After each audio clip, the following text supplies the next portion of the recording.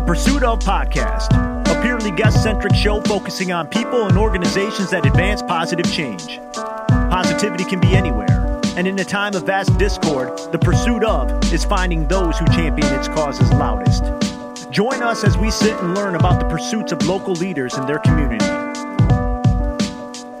Let's go. Hello, good people, and welcome to the Pursuit of Podcast, where it's truly not us, it's you. I'm Ryan Buck, Artist Development, New Leonard Media. With me is the boss, Mark Wilson, President, New Leonard Media. How are you? Hey, Ryan. On How this you doing? wintry day. Yeah, I'm doing great. We got a couple volts out in the driveway. That's enough about us. The chat. More importantly, today, our guest is Andy Gale, founder, president, and general manager, BARC, Bay Area Recycling for Community. You got it right. Is that okay? Typically, I check ahead of time, and I just realized we went right in. But as far as the title, and we're going to get to the name, but your title, is that correct? Yeah. So founder, yep. Executive director at this time. Okay. And also the president of the board, which is a little bit unique as far as organizations go. But I'm looking forward to like not being either one of those and maybe just being the guy that pushes the broom someday and don't have the stress of having to keep it all together. Okay. See, that's one of the best intros possible. And you got a metaphor going.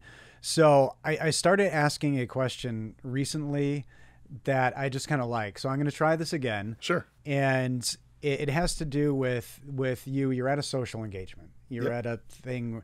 You're at a party. Yeah. Right. We're doing that again. So you're at a party. Yep. Could be social, could be business. And somebody comes up to you and says, what do you do?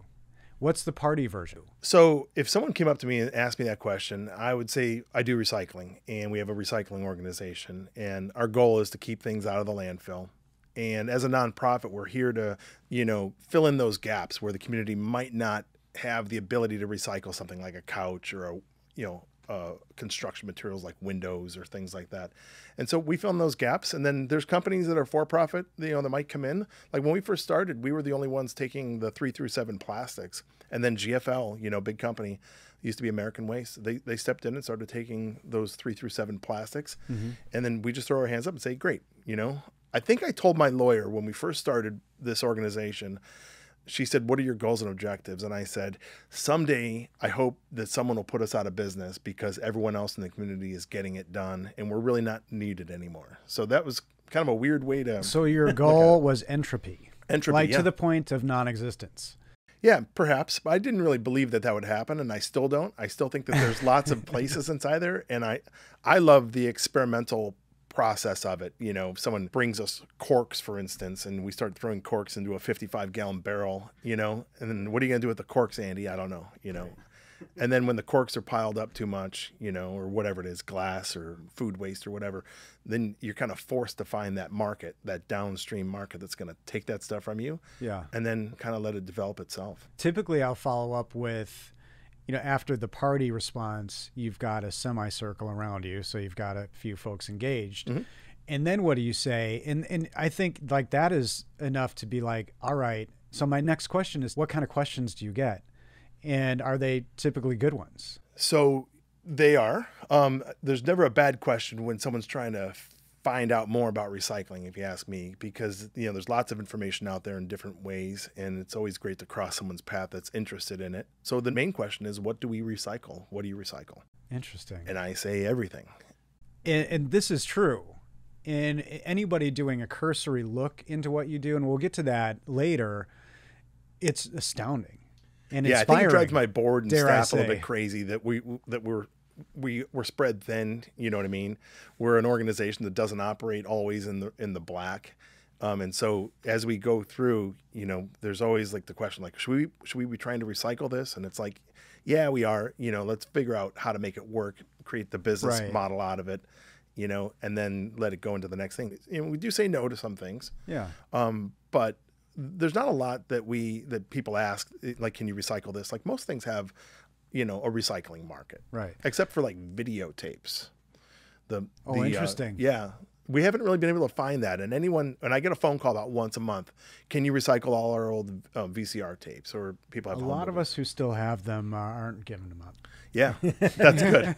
We have a resale store. I guess in a way, good to know. So if you have stuff that that's like an old movie, like, I don't know, Snow White or something, we have a resale store for reuse of it, but we haven't really found a company. There was some value in some of them.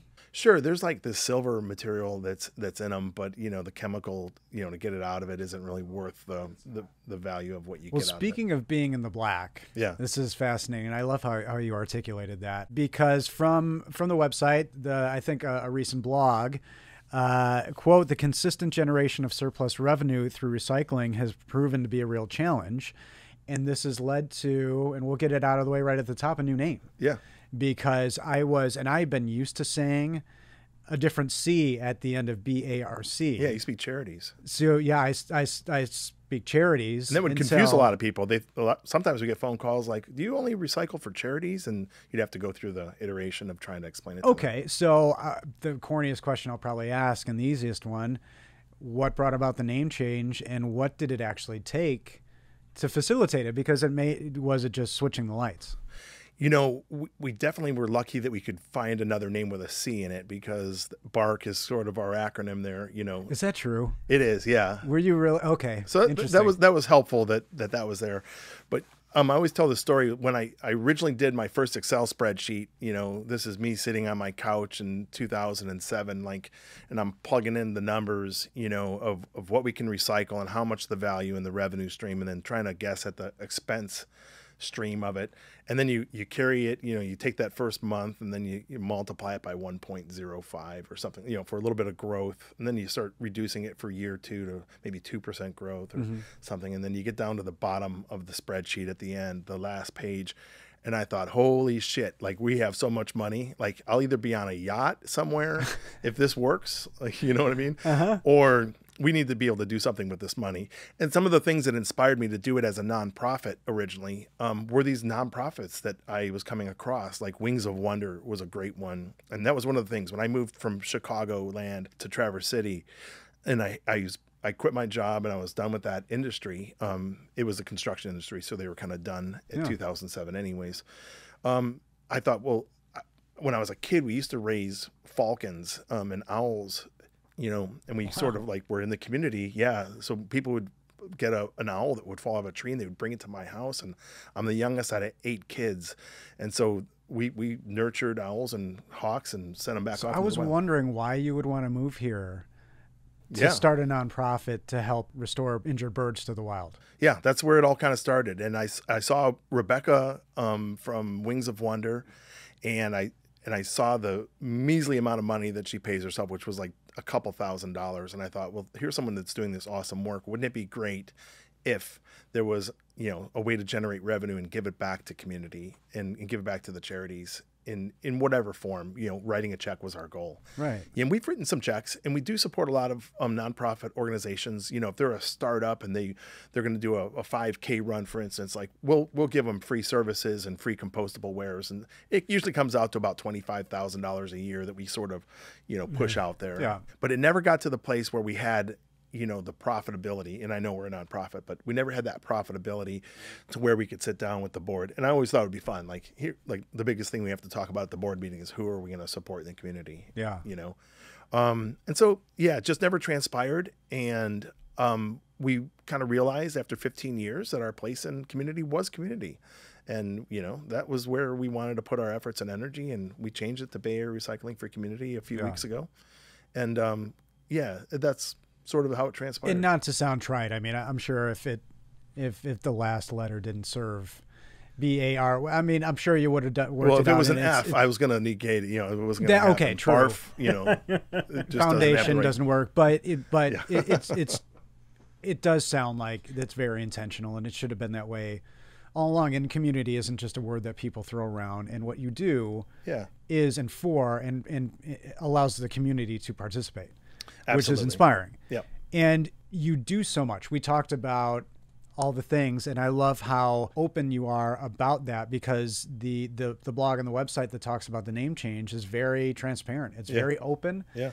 And I like hearing that. Like, it didn't work. We're doing this and it's a better fit. Yeah. Because evolving is what you need to do. Absolutely. So you offer so much, and it sounded like, to get you onto the yacht, right? And it should have been easy. Why not use you? Yeah. Like, because you do different things. What's the reverse? Why not? Why not use BARC? Yeah. That's a good question. I think that we do certainly fill in a place within the community because of the fact that we're not afraid to take on some challenging items. We grew a little bit by acquisition back 2010 to 2014 by purchasing a freight company. So we had our own control over the semi trucks and trailers of material moving around. We bought electronics waste company and brought them into the fold, and we bought a mattress recycling company. And that was really a game changer for us. When I found out that someone locally, and they were up in Gaylord, could recycle mattresses, I would store them in my barn until my wife told me that I wasn't allowed to do that anymore. And I think this is fascinating because you talk about this in detail. So, Mark, this is what happens. He starts storing cedar. Yep, up in Cedar. Okay. Have you heard this story before? So I don't tell it very often. 10 mattresses, and his wife is just curious. It gets up to 60, and she asks a question. Yeah. So this is a wonderful human being. Yeah, she's very with patient. Tolerance and clear understanding of you, because at 10 mattresses, I think at 2, my wife would have been like, what's happening? Yeah, what are you doing? What's the plan? So she asked the question at 60. Yeah. And there you have it. Yep. And that was just about enough to fit into one of our longer trailers, and we would drive it up to Gaylord and offload it. And this guy had a team of people that would cut those mattresses open with a utility knife and pull the materials out. And he had some really interesting equipment to dismantle the mattress, like this pallet shear, which is basically a hydraulic thing that press, on the box springs, there's metal springs that are attached to wood. And so what it does is it shears those two things apart. And if you try to do it by hand, it's like an hour to take just that apart. And so he said, I'm done. I'm going to retire. I'm not going to do this anymore. I'm just going to give it up. And I said, okay, well, let's talk about, what it was that you needed to have to get paid for it. And basically we bought his equipment. So it didn't cost us. And he gave us all of the customers and the information that he had as goodwill. And so we took over recycling. And then I think we got a call 3 years later of somebody doing a report that we were the 3rd largest mattress recyclers in the United States. And I thought, well, that's kind of cool. And we do about 12 to 15,000 mattresses a year right now, which is staggering, which is a football field, stacked about 15 feet high. And there are only about 20 of them in the country, right? Yeah, I'd say it's about right. What's the next gap? What would it take to become the number one?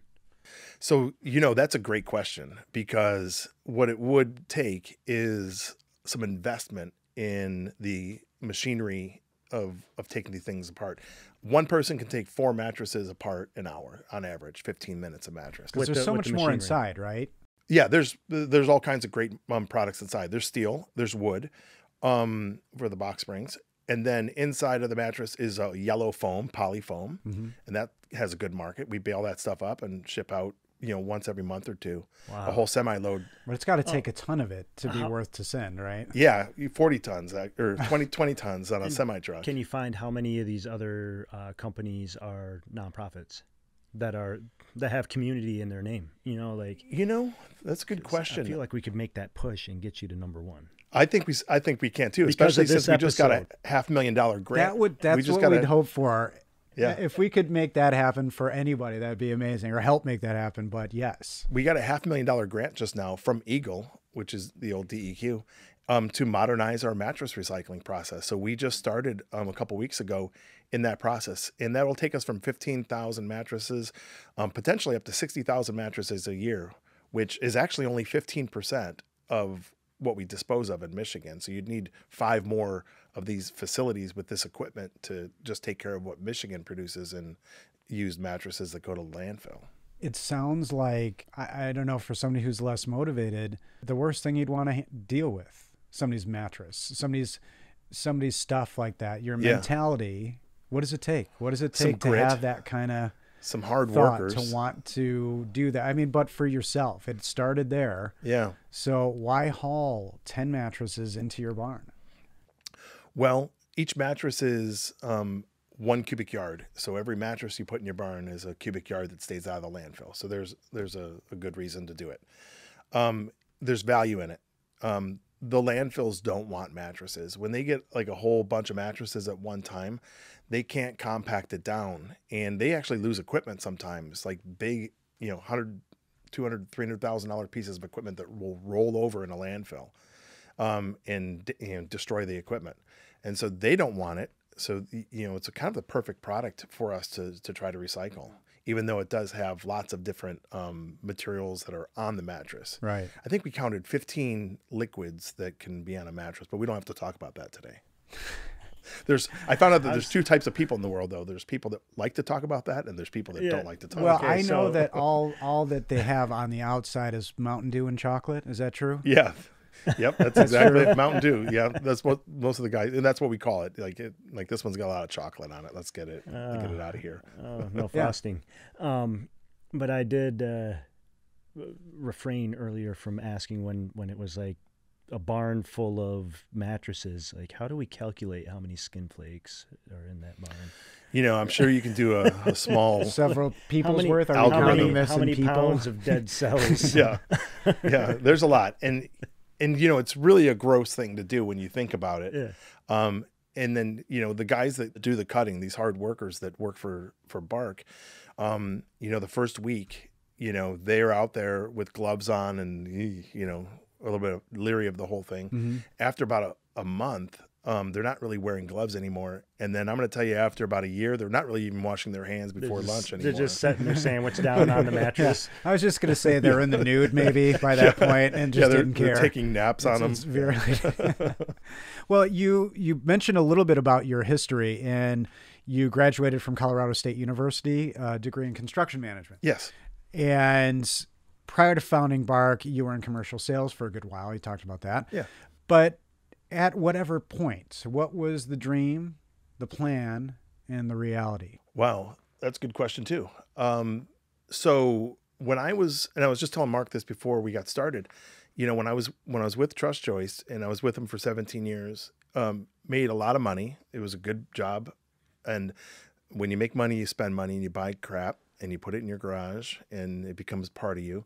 And my wife and I were planning on starting a family. We were out in California at the time, and we decided to quit our jobs. Here's a whole nother side story. We actually took a year off and bought an RV and traveled around the country for a year before we landed back in Chicago. You did. Yeah. Albert Brooks and Julie Haggerty style. Yeah. Have you ever seen that? Oh, yeah. That movie, Lost Yeah, I in think America? we watched it right before. It's a we cautionary. left. Okay, and you did it anyway. That's Cautionary awesome. tale. Yeah. And you're still together. Yeah, it was my wife and I and 2 dogs. So that was our our test to see if we would be able to survive a long-term marriage, right? Wow. So in 26 years now. Most people just do like IKEA furniture together or something. Yeah, no. That's usually enough. Yeah. Usually Took more it than to the enough. next level. Right.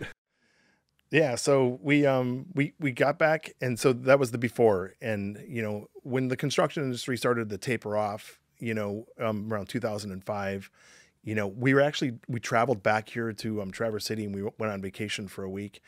And we were driving back to Chicago, and I said, here's a thought. Why don't we live in Traverse City, where everyone retires and enjoys the beautiful outdoors and all these amenities, and then we'll go back to see my family in Chicago 1 week a year. So Yeah. that's what we did. We moved up here, didn't have a job, kind of, you know, looked around and soul searched for a few weeks. Well, the bird situation didn't work out because there was somebody else here, but it Yeah. still inspired you Yeah, in, it was in the right way. Absolutely, yeah. And so I think I was taking. Oh yeah, this is what it was. This is right at the transition point. So I had this extra time, and we had to move out of Illinois in haste, and we packed everything, and like some things were just in garbage bags, you know what I mean, clothes, and we had to move out because our house sold so fast.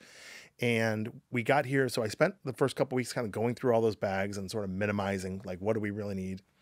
And I set up all these recycling bags, you know, with number 1. I even had them sorted out by the numbers. Like, here's all the number 1s and here's all the number 2s. And then I took them out to the curb. And then when the garbage truck pulled up, I peeked out the window, you know, like we do, right? Mm-hmm. And we're like, and then he threw a couple of bags into the recycling, and then the other ones went into the garbage. And I went out there and I said, I don't mean to be that person, but like, doesn't this other plastic, it has a little triangle on it, it has a little number on it, says it's recyclable. And that was the first person to explain to me that there weren't markets for it. And so I went back inside and started to research, on my computer. There weren't markets for it. Well, that's a pretty profound response. Right. Just at that level. Yeah. Yeah. It could have been like, I don't know. You're only as good as your downstream markets, So the downstream is like, you've got metal. Metal's an old material that we've been recycling for a long time, I think since about the Bronze Age, And so that, there's 3 places here in Traverse City, like Padnos is one of them, and you can take your metal there and get recycled. Yeah. Paper, being in Michigan with all the trees, there's paper mills around here. There's good markets for paper. That's your downstream. That's what we call downstream. We ship it to PCA, packaging company of America down in Manistee. Plastic, though, if you can get 40,000 pounds of clean number 5 plastic, which is your yogurt container, but you got to have it like only that number and only yogurt containers. Mm-hmm. And you got to get 40,000 pounds on a truck to make it. And then you might have to ship it, 1,000 miles to get it somewhere. And you could probably get paid on it, but you don't have the labor or the ability to sort it out to that level. The intricacies of what you're talking about are far reaching. You even talked about shipping, which I know has impact into how you can operate the mattress recycling, e-recycling. But so it sounds like this is something you were propelled by and not just, you're comfortable with a Falcon, by the way. We just breezed right over that. Yeah, but there's a whole nother conversation. So, but you were inspired at a young age to this pursuit by your dad, right? Who would pick you up and take you to junkyards and you would sort out things. So this started early, is that true? Yeah, I think my dad was a general contractor. And so he had a construction business, and he would take my brother Danny sometimes out of school and tell the office we were going to the dentist and put us on a job site and say, okay, the electricians just finished up and the drywallers are coming this afternoon, so you need to get all this stuff cleaned up. And we would throw things into the dumpster that was there, and this is in Wheaton, Illinois, I remember. And he would come over and say, oh no, this 2x4, is longer than 12 inches, and so we're going to keep all those for blocking. And then, we'd have a bucket of those little electrician, with the little knockouts. Yeah. And he'd say, okay, we're going to recycle that. So I think my first experience of recycling was my dad helping me learn how to sort construction material. And not that you need to say when this was, but you were young. Yeah. And that was fairly forward thinking at a time. I think so. Because I'm from that area as well. Are you? And in learning about all of this through a lot of nonprofit business who do things for our earth and for our community, I can keep thinking, I don't remember this. I don't remember this. I don't remember this growing up. Yeah. And I definitely don't remember it from my folks. Yeah. So that was the first start. What were you? Oh, I was just going to say that I'm really happy to hear that when you took the electricians, those knockout pieces, that they didn't go straight to vending machines to try to. I was going to say my dad used to pay us in those little knockouts, and there were a lot of bubblegum machines that were jammed up in Schaumburg, Illinois. Oh, in arcades too. Yeah, my father-in-law ran an arcade. No, that's a good point. No, there were some machines that got jammed up because he used to pay us in those coins. He used to say, you can keep all of the all the quarters on the ground. Yeah. But he'd take us back to school and give us $5 and tell us not to tell mom that we weren't in school for half the day.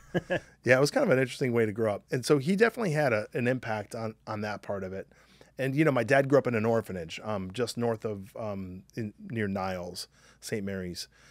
And it was a Catholic orphanage. And, being born just before the Depression, I think that was sort of the culture of like the way it was, that you kept everything and you used that little block of wood and you made sure that you used the metal.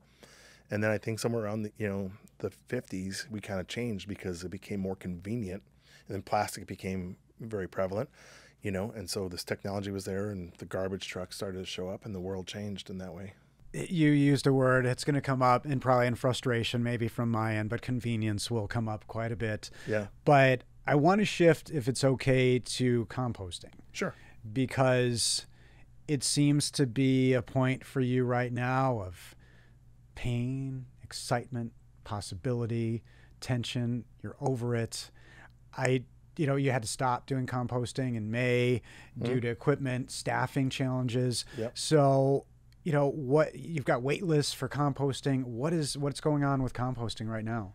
So food waste composting is a difficult thing to deal with. I'll tell you that much. So talk about a learning curve. You know, we had an excellent person, Alex Campbell, who came to work with us back in 2009, I think. One of our first workers, and was with us for a long time, and had a real passion for, you know, keeping food waste out of the landfill.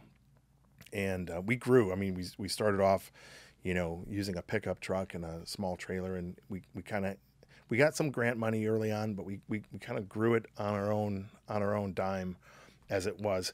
And then it just, you know, after COVID, it just got to be really difficult to deal with the contaminations that were in it. And so sometimes contaminations could be like the rubber gloves that get thrown in there, you know, or someone throwing a water bottle. But we introduced also compostable ware material.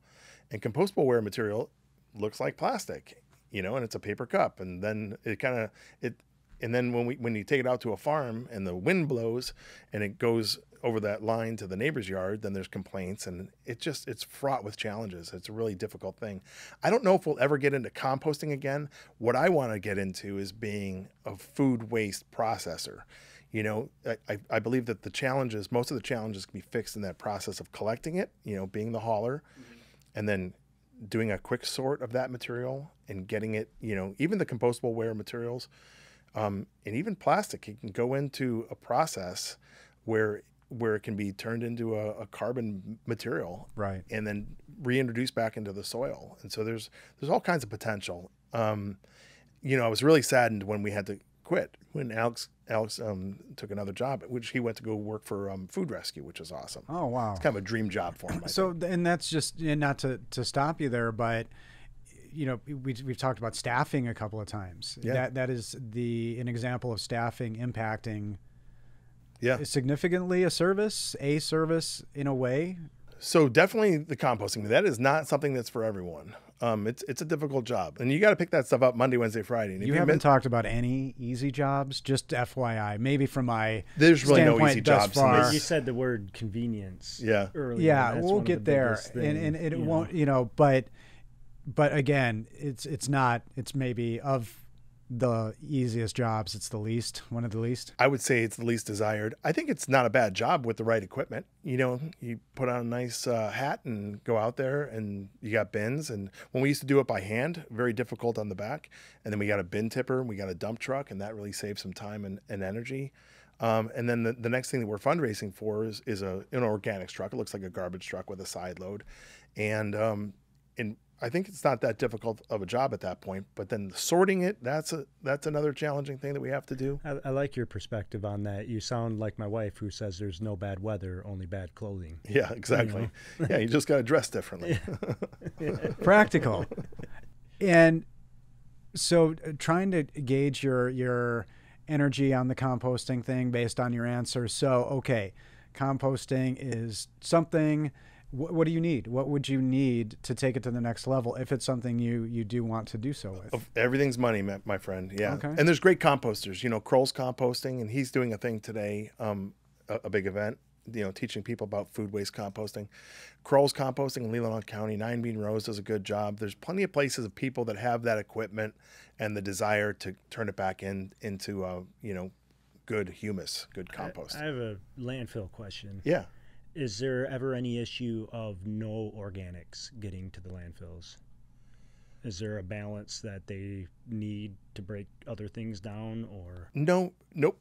You do not need to have organics in a landfill. The organics, when it breaks down, turns into methane. Yeah. And you know, 80% of that methane is already off-gassed into the atmosphere before they get that cover over the top of the landfill, capture it. All right. before they capture it. So it's good that they're capturing that last percentage of it. But nope. You don't need, you know, landfill's kind of designed to just sort of be there, and it doesn't really, it doesn't like help anything break down that I know of. Okay. It's best to keep everything organic out of there. That includes paper, cardboard, wood, you know, food waste. You know, most of the stuff that goes into a landfill is that level of organic material. Well, the challenge has to be that the composting does fit within what you do, your model. Many things could, almost everything could. Yeah. So you talked about being spread too thin and finding, because I'm talking to you and I'm seeing a lot of passion in you wanting to literally save everything and do everything. Yeah. So how do you focus yourself? How do you, Andy, how do you focus yourself? Oh, And then I don't know if you call it focusing. I focus myself by finding the right people to help me focus on those things. We've got some great staff people, and I read some great books, back when I was first starting this thing up, and it was all about who you put on that bus. You know what I mean? Like the people that are on that bus, are the ones that are going to make the difference in it. And that's what I've been focusing on mostly. I kind of bounce like a little pinball off of things, and I take care of the things that I need to take care of, as the executive director. I'm not 100% on it. No one's perfect, but we do the best job we can. And then, the staffing thing is definitely the challenge. It was when we started, like I could find people that would do these jobs, $9 an hour. And now like it's $18 an hour is what you kind of need to pay people. Yeah. And part of it was, most of it was just society, and especially up here in Traverse City, so that's kind of what makes it difficult. And I'm proud of the fact that we've never missed a payroll, and I'm proud of the fact that we work really hard to try to get people paid more money. But it's difficult to do when you operate, on the other side of the line in the red. Right. So, God bless them for sticking around with us. And most of the people that work for us, they have this passion also. So I get some energy from them because they want to do it, and maybe they take a couple dollars less an hour to do it. There's limits to everyone in it, but yeah, I appreciate the fact that the workers all have, some stake in the game. My goal is to get it to the place where we're able to pay them the right amount. I want to be the organization that pays people, more than what the rest of the do you feel that your approach, and forgive me if this is too presumptuous, but your approach of trying as much as you can and being honest about what you can do and moving forward that way is the best way to succeed and to get to that end of paying people more and having more revenue? Yeah, I don't know. So that's a good question. That's what I hear from staff and from board is like, maybe we shouldn't try to do all of these different things and narrow it down. But then when you look at the, the profit and loss statement, like everything kind of makes breaks even amount of money. You know what I mean?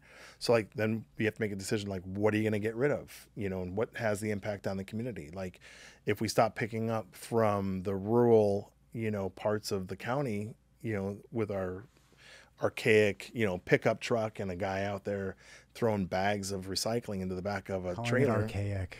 Yeah. Isn't that funny? Yeah. That's the archaic way of doing it, and, but then what happens to that recycling? Now they have recycling services out in the county, but some of these people, they're, disabled or elderly, and they don't have the ability to always make it down to the recycling stations. And, and so there's, you have to kind of weigh it all out and see which ones are the best way. So we're kicking around different ideas of, I remember one time that my board actually did have a vote that I wasn't allowed to start any more new businesses within Bay Area Recycling. So that was, well, there you go. Wow. Like, okay, we're doing too much. But. Yeah, it's hard to not see a need and want to fill it. Yeah. I have a question about, I see your bins around the area, and there's 3 of them, right? So you have like a compost, garbage, and recycling. Yes. How problematic is it when people don't understand those 3 bins and they just conveniently throw whatever into whatever one they feel like throwing in it? Education is part of our mission too. And it's difficult to educate people, especially in these times when you have a plastic cup that's made out of, PLA plastic, which is corn, and next to a Solo cup, that looks, and they both look like plastic cups. And I don't think that the solution is really to educate them to the level where they can, understand all of the different things that are happening right there at the bin. I think if they get pretty close to throwing the recycling and the compost and the food waste into the compost, but that's where there needs to be that sorting level, and the recycling we pick up, it goes over to GFL. We used to try to do it by hand, but it was just became impossible with our systems of trying to do it by hand. So one more thing to point out, when they did the archaeological dig in Charlevoix, years and years ago, the archaeologists there can pinpoint when clay production stopped with the Anishinaabe up there for pots and whatnot. And when they figured out we're going to use copper now, just better, just easier, durable, move it around with us. You know, clay pots break. Yeah. It baffles me that compostable plastics today, we didn't just stop it. Like the Solo cup still exists.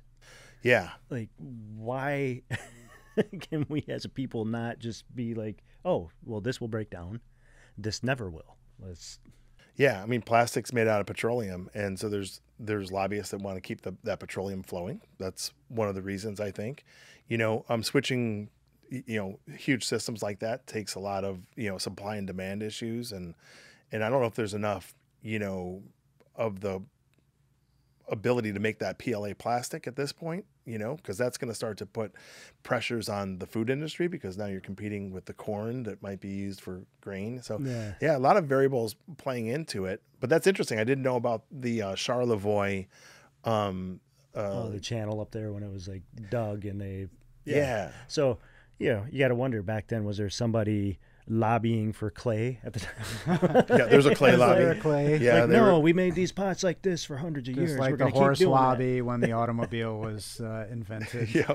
There had to be somebody. The horse guys were in there. Well, we've danced around this subject a little bit, but I was first introduced to you in a resort setting. Yeah. And you were talking about, at the time, I don't even know if it was zero waste events, and now I think you're talking about zero landfill events.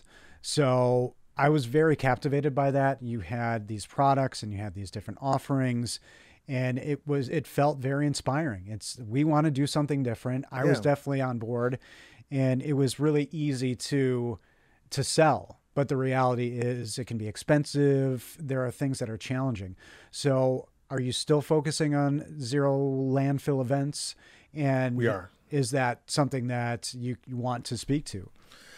Yeah. So zero waste events, zero landfill events, you know, those are the ones where you do have to go out there and deal with a lot of single-use stuff. So you can kind of see where society is going right now. Single-use things are starting, you know, Europe kind of starts it, right? So they're starting to ban certain types of plastic single-use containers.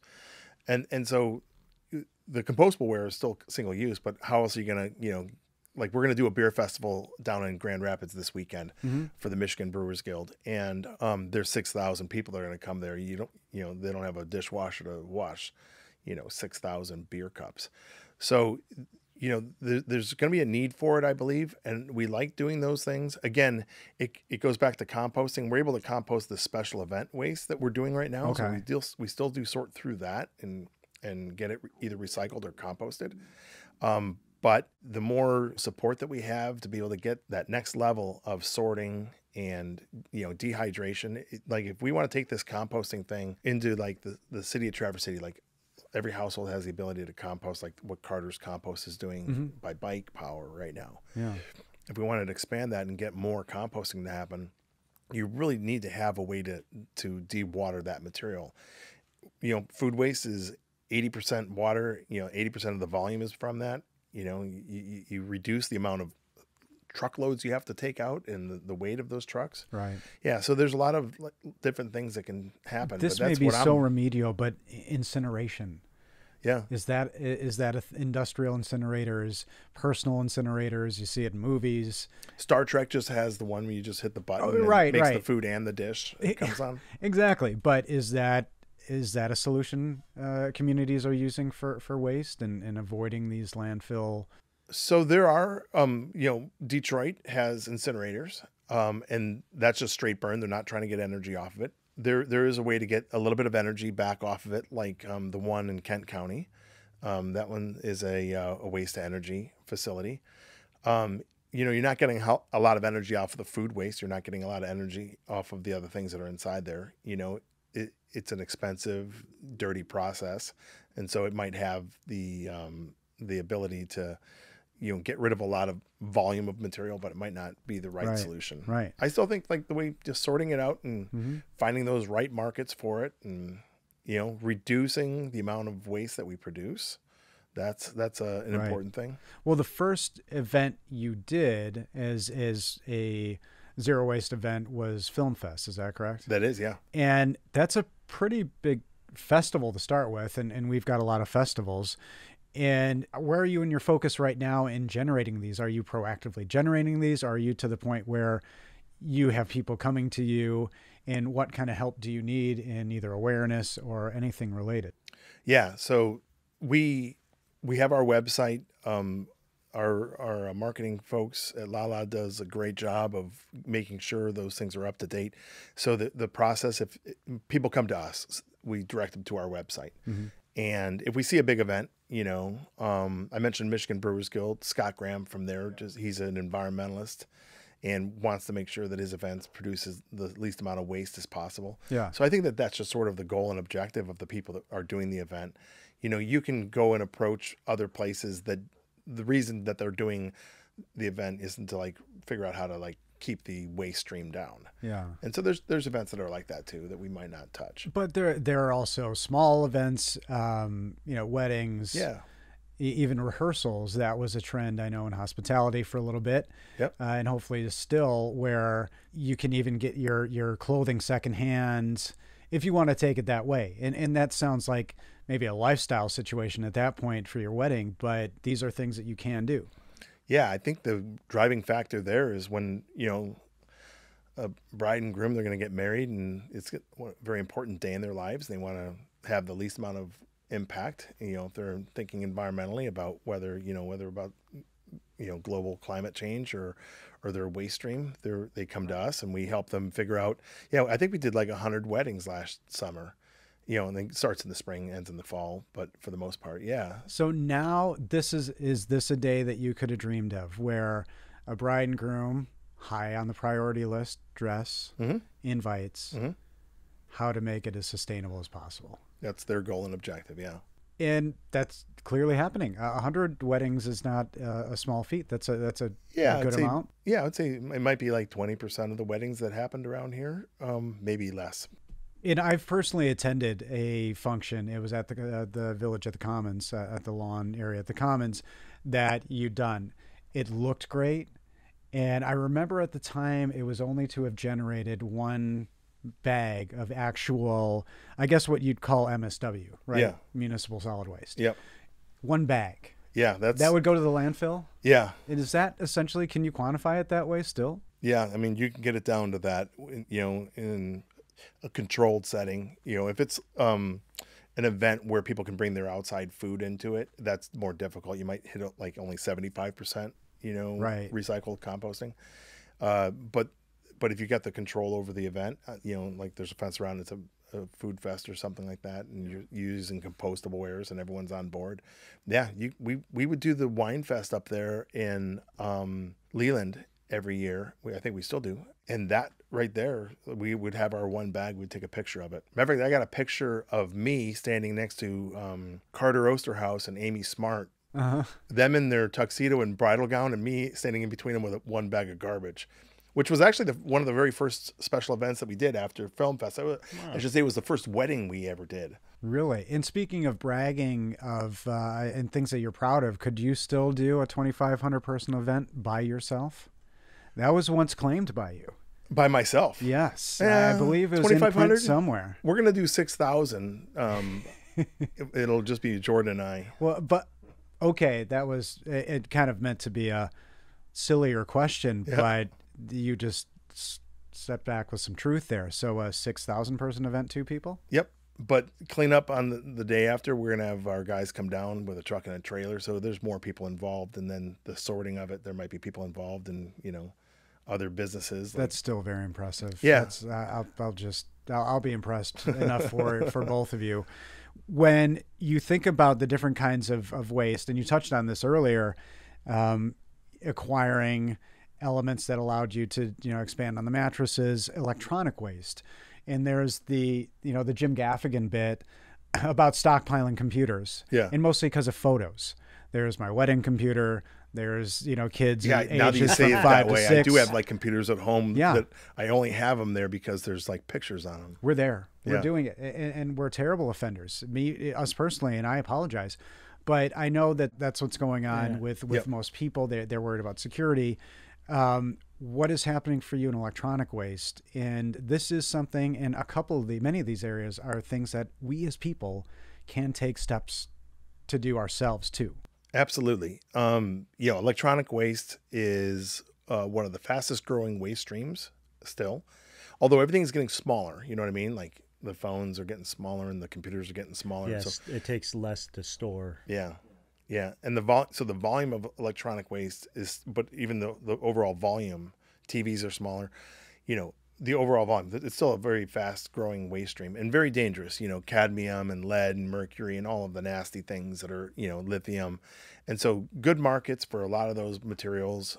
We are a collector of electronics. So we're a drop off in the community, year round. You don't have to wait for the HHW, the Household Hazardous Waste Day. Where at? I get the plug. The plug box. Please. So we're over in Chum's Corner, right next to the ball field. Okay. Over at Turtle Creek ball field. And people come in and drop off electronics, wires and things like that. And talking about the business side of it, our model is that we charge a little bit for everything, but that kind of is what it takes to cover those salaries of people to keep the whole ball moving down the road, Right. Well, I don't know why you have a ball going down the road though. Sorry. I mix my cliches up sometimes, A lot of ball bearings. Have a ball going down. I think intrinsically a ball. I kept saying we'll burn that bridge when we get to it, and I found out later on that was actually two different. Yeah, you'll cross the bridge. Oh yeah, we cross, then we burn it. Burning the bridge is a terrible You might need to get back. You're somebody who likes to do things the hard way. You're going to burn the bridge first, figure out how to cross it, burn it second. And that's repurposing. It is. Maybe is what's Maybe happening. Don't burn it. Sounds like CrossFit. And speaking of repurposing, something that's really fascinating, and I kind of wanted to tease your interest in talking about it, is the tiny home piece. And this, when you think about reclamation and bringing things full circle, there was a 9 and 10 news story with a local realtor about, and that created the term upcycling, and was really doing a project and reclaiming a home. And it was interesting to see somebody really doing this. Yeah. So how did you conceive of this? And is it as difficult as it sounds? Oh, it's not difficult at all. It's a lot of fun. Again, there's nothing that BARC does that doesn't require grit and hard work. And it's definitely one of those things for sure. So, being from that field, we talked a little bit about my dad in construction, being from that field and getting my degree in construction management and working in that industry, I always thought we'd wind up. And I love the fact that we mashed, recycling and buildings together. To me, right. Especially after COVID, we started it just before COVID, or what we call de-reconstruction. So we deconstruct things, then we reconstruct them into things.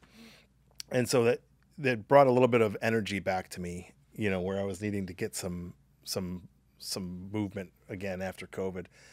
But I just love it. I like tearing things apart. We work with Youth Works here in Traverse City through Child and Family Services. Oh, that's awesome. And they're the ones that do a lot of the hard work of taking the drywall off. But we'll take a building, we'll go in there. A lot of times the building's furnished.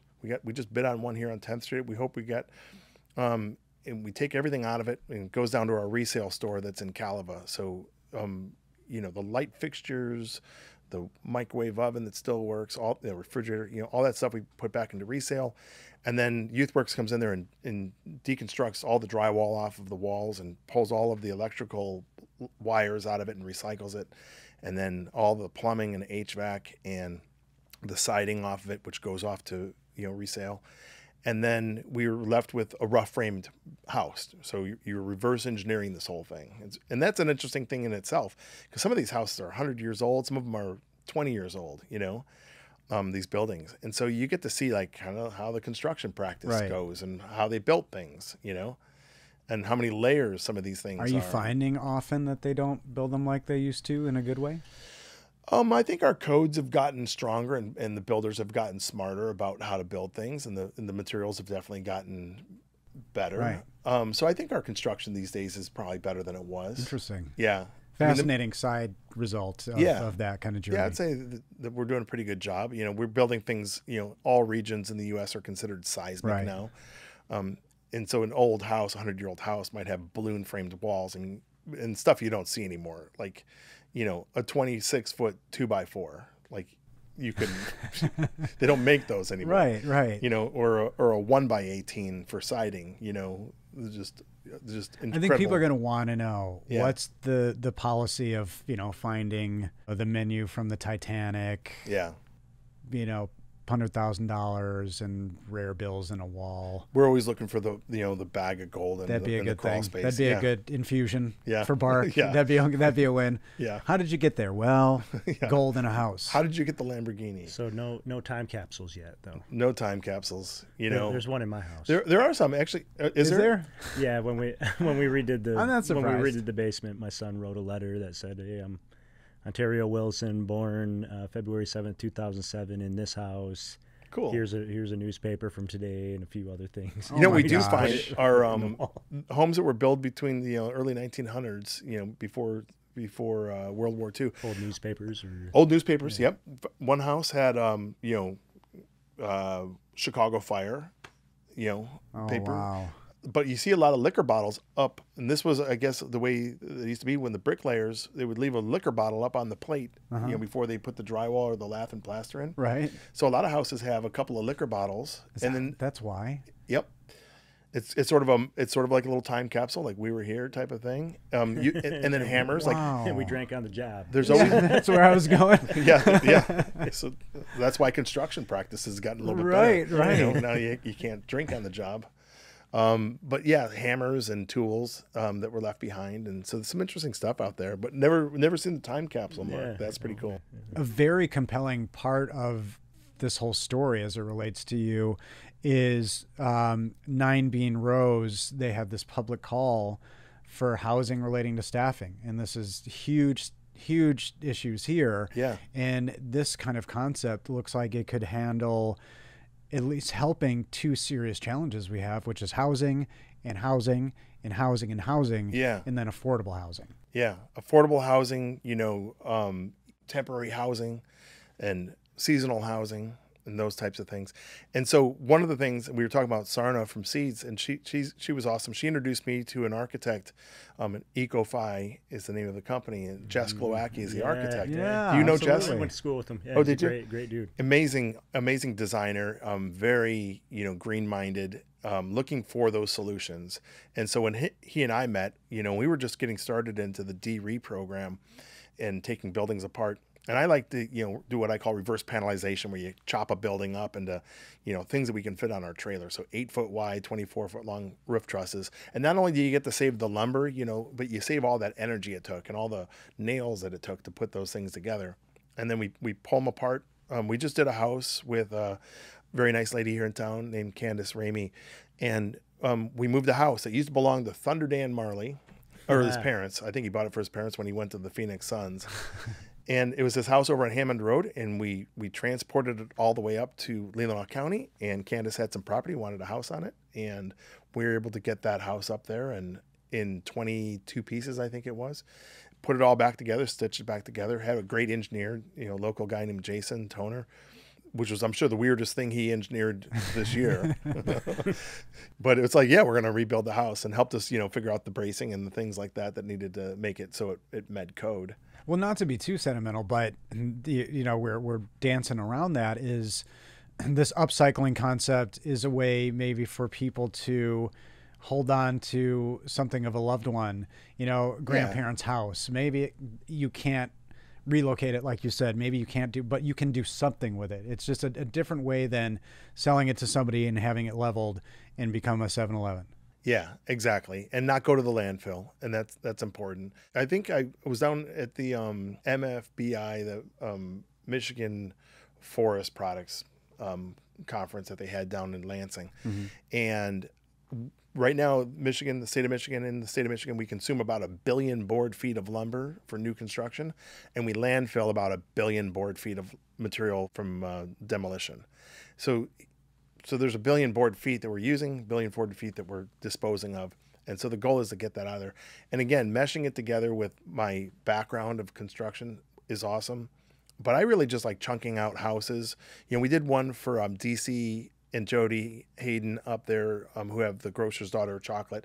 And you'll see when you go up there, they took the land where we had the property, where the old hardware store was. And we took a chunk of it and just moved it off to the side, and then they moved it back on and rebuilding it into like a little educational center.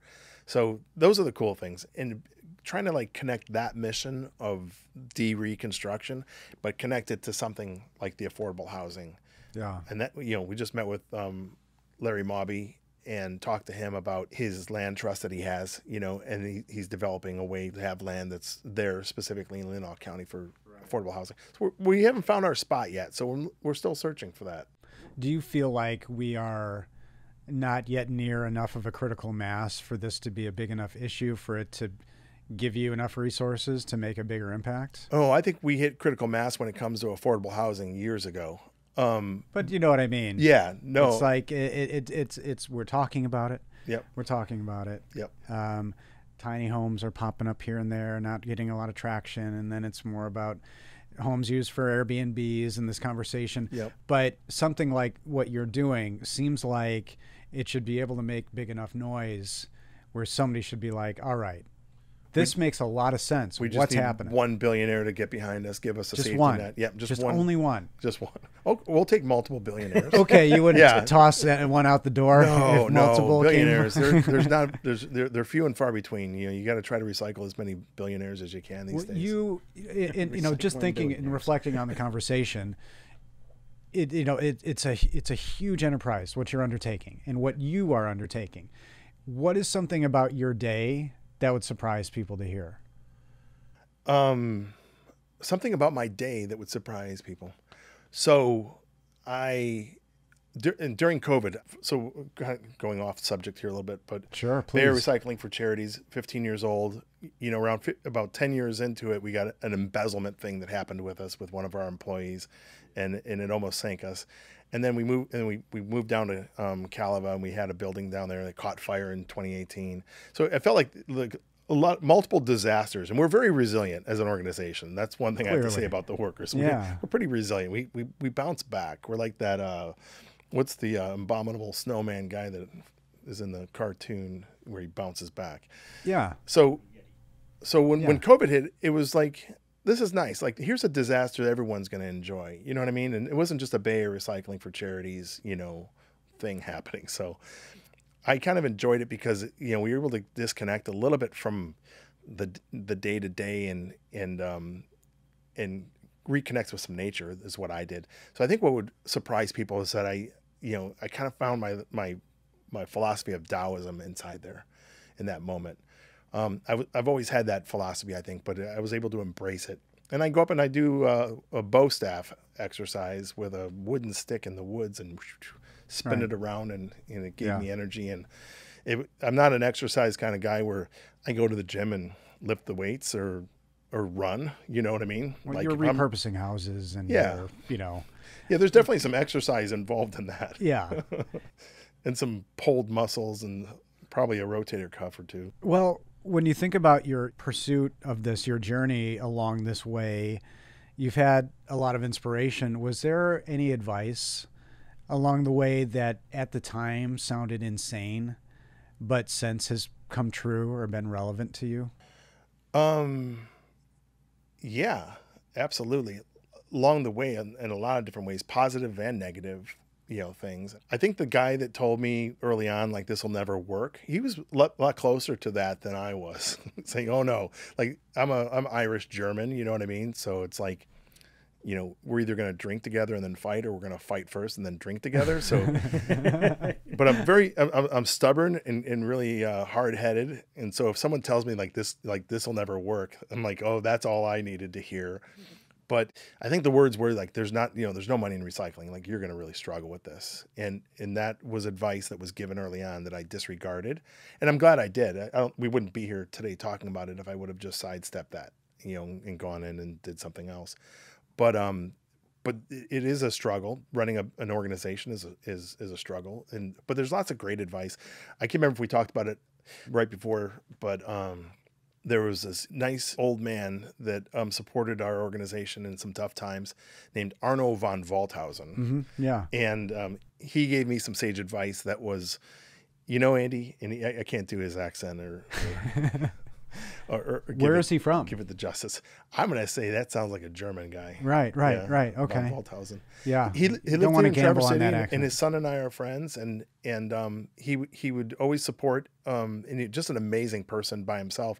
I can go into all kinds of details about him, but he gave me some advice that said this world doesn't necessarily need anyone to shove it in one direction or another. What it needs is just a gentle nudge in the right direction. And I guess that's just probably the best advice you can hear, because, you know, when you're trying to recycle things and, you know, change the world in that way, you know, you can get eco-anxious, I call it, eco-anxiety. So imagine you're starting a nonprofit recycling organization and you're putting your shoulder into it for 5 years, and you just see garbage trucks driving past you and like, what the hell am I doing? Like, is this even making a difference? Like, we probably only recycle maybe 5 or 10% of what this community creates as a waste stream. And so that can take a lot of wind out of your sail, you know, if you look at it from that perspective. But the sage advice of Arno von Walthausen has always stayed in my mind that, you know, you don't have to change the world. As long as you push it in the right direction, there will be someone else there to push with you down the road. That's wonderful advice. And that's reasonable advice, I think, because it's fascinating to find out from people the things that sounded nuts but have come true. But it's also good to know that sound advice came along the way also. Yeah. And that's really the kind of advice that, you know, anyone really needs, is the stuff that just kind of keeps your energy up. Right. So you can keep doing the things you do. Well, looking back, are you glad you decided to be the guy and ask the fairly informative person, well, there's not a market for this, and would you do anything different along the way? Oh, I'd do a million things different, you know, but as far as it goes, I've got no regrets, you know, for doing it. You know, took a pay cut and stressed out my family, and my, you know, didn't have all the time I wanted to have with my kids. So there was sacrifice inside there for sure. Yeah. But at the end of the day, I feel like, you know, my family's stronger for it. You know, my kids see that it's not all about making money and trying to, like, you know, compete with the Joneses and achieve this and have that. You know, on so many levels, I feel like that this was the right thing to do. And I that's what gives me the energy to keep going. Yeah. You know, there will be a day though where I'll step away from it. And I think one of the things, you know, when I first started this, because legacy is an important thing, right? We want to have legacy. We want to have something that carries on beyond our life here on this planet. Legacy for a lot of people is money. You know, you put a bunch of money in the bank, and then your legacy is that, you know, and maybe you can use it philanthropically and you can, you know, help organizations, or maybe it's something that your family just, you know, creates the wealth and stuff like that. But this is what I intentionally did as my legacy, was to just be out there, try to get this thing flowing in the right direction. And then, you know, someday I'll step away from it. And I just hope it, you know, 100 years from now that there's, you know, a BARC truck coming up or maybe a BARC flying car, you know. It'd have to be close to landing that. on, Well, and like you said, you hope to be irrelevant, and that would be your version of it. Yeah. In a way, is to not be needed. And what's really remarkable is that the website has so many resources. So this is something that you are doing on a broader scale, but you're also enabling all of us to take up the crusade. Thank you for saying that. Well, I mean, if you just have to look at the website, because, you know, that board who's talking about getting into the black, there's a whole lot of free stuff, that advice, articles, how to compost. Yeah. I mean, there's so much on there that they could be saying you should charge just to go on to mybark.org. Oh, that's a brilliant idea. I'm going to bring that up at the next meeting. $1. You know, Wikipedia always tries to do it. Or we'll just give them a teaser, you know, like we'll give them one blog article or something like that. But it's in all honesty, there's so much there. So is that the best way to support, to potentially donate, to even volunteer? What's the best way to support? Absolutely. And get awareness. You just named it. Yeah. There's a donate button on the mybark.org website. There's, you know, a place to fill out information for if you can come in and volunteer. That's a great way to support not just this organization, but any nonprofit, you know, that's doing good work around here.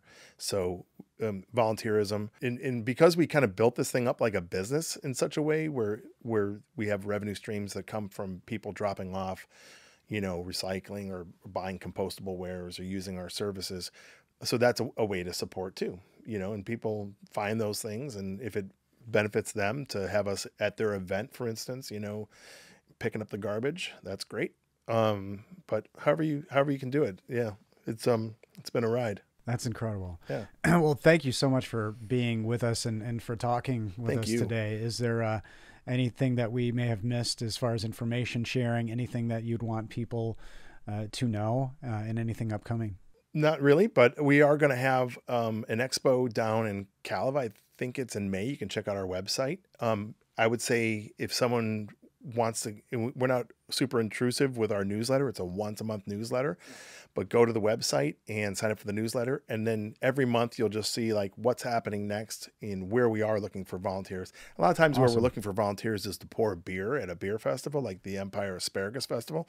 So, it's not really too hard to work. And the ratio is 1 beer for them, 1 beer for you. And that's great. Yeah. And again, I know you're really good to volunteers, and you tend to give them the easy job so they want to come back. Yeah. There's some things I think that's a good strategy. Yeah. We haven't had a lot of volunteers wanting to go composting with us. But you're open to it. Open to it. Beautiful. Well, Andy, thank you so much for your pursuits, and to all of those who pursue along with you, ensuring a more sustainable community and, quite frankly, a better earth. Thanks for being our guest. Yeah, thank you guys. Our pleasure. And to all of our listeners, thank you all for listening, and thank you for pursuing the positive.